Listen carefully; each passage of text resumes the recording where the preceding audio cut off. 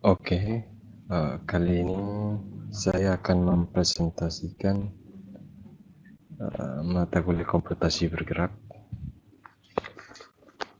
yaitu uh, materinya tentang ini dua aplikasi dua aplikasi yang menggunakan AI. Yang pertama, saya memilih aplikasi Google Maps, yang kedua Netflix. Untuk Google Maps, uh, aplikasi ini ketika kita ingin mengunjungi tempat baru, dan kita belum tahu jalan untuk menuju ke tempat tersebut. Seringkali kita mengandalkan aplikasi penunjuk arah seperti Google Maps ini. Di balik aplikasi ini ternyata juga ada peran teknologi AI di dalamnya. Ketika digunakan, Google Maps menggunakan algoritma untuk menyarankan rute paling mudah dan alat transportasi yang paling nyaman untuk Anda gunakan ke tempat tujuan Anda. Maka dari itu, tak heran bila teknologi AI yang dimiliki oleh Google Maps menyimpan data yang sangat besar, sehingga dapat menampung semua peta dan rute yang ada di dunia. Kemudian fitur-fitur aplikasi Google Maps sendiri yaitu yang pertama ada menghitung jarak, yang kedua menghilangkan alamat rumah dan alamat kantor. Kemudian yang ketiga melihat street view. Kemudian yang keempat mode Google Maps offline. Kemudian menandai tempat parkir. Kemudian ada fitur lini masa. Kemudian yang ketujuh ada bagikan lokasi secara real time. Kemudian 8 memberitahu ganjil genap. Kemudian kelebihan dan kekurangan aplikasi ini yaitu kelebihannya adalah ada tombol navigasi yang menunjuk arah berjalan kemana. Kemudian menampilkan tempat-tempat secara terperinci dan terkenal. Kemudian yang ketiga bisa menunjukkan lalu lintas. Yang keempat dapat diperbesar dengan skala tertentu sehingga mengetahui tempat-tempat terpencil. Yang kelima dapat diakses melalui HP.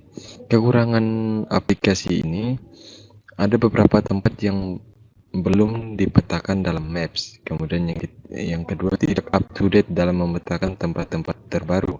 Ada beberapa tempat yang salah peletakannya. Kemudian yang keempat lebih lama dan penyimpanan besar. Yang kelima tidak bisa berjalan apabila koneksi internet lemah. Yang kedua aplikasi Netflix. Netflix ini bekerja dengan bantuan teknologi AI. Berkat teknologi AI, Netflix menganalisis ratusan catatan sehingga dapat menyarankan film, serial, dan tayangan lainnya yang serupa dengan yang telah Anda lihat dan beri nilai positif. Itu juga mempertimbangkan aspek-aspek lain seperti waktu dan hari apa sehingga Anda mendapat konten serial atau film yang lebih baik berdasarkan kebiasaan menonton Anda. Kemudian sama seperti aplikasi dengan teknologi AI lainnya, Netflix juga terus menjadi lebih pintar karena database-nya terus berkembang. Nah, analisis dan pemrosesan database besar semacam itu disebut dengan big data. Kemudian fitur pada aplikasi Netflix tersendiri yaitu mengkustomisasi subtitle. Kemudian yang kedua Netflix Roulette. Kemudian yang ketiga gunakan kode kategori untuk akses konten. Keempat mengunduh video untuk ditonton.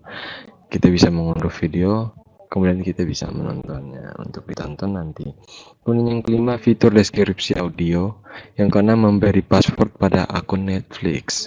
Kelebihan dan kekurangan aplikasi ini, yang kelebihannya kelengkapan koleksi konten. Yang kedua tersedia beberapa fitur yang memanjakan pengguna. Yang ketiga ini harganya lebih terjangkau. Yang keempat dapat dinikmati kapan saja dan di mana saja.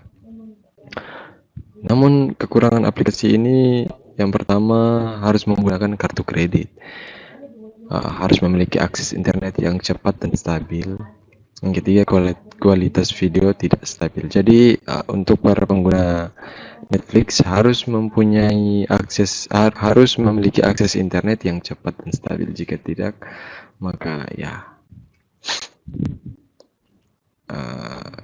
penggunanya akan tidak nyaman juga. Kemudian kesimpulan untuk kedua aplikasi ini, pada kedua aplikasi ini telah menggunakan AI. Aplikasi ini juga berguna bagi penggunanya karena dapat membantu dalam kebutuhan manusia seperti menunjuk arah tujuan dalam perjalanan dan dapat digunakan untuk menonton film dimanapun dan kapanpun. Tentu dalam sebuah aplikasi memiliki kelebihan dan kekurangan masing-masing. Namun di balik kekurangan tersebut, tentu ada kelebihan yang juga memudahkan penggunanya. Aplikasi yang dibuat juga berbeda-beda sesuai dengan fungsi dan manfaatnya masing-masing, dan fiturnya yang berbeda-beda. Itu saja presentasi dari saya. Sekian dan terima kasih.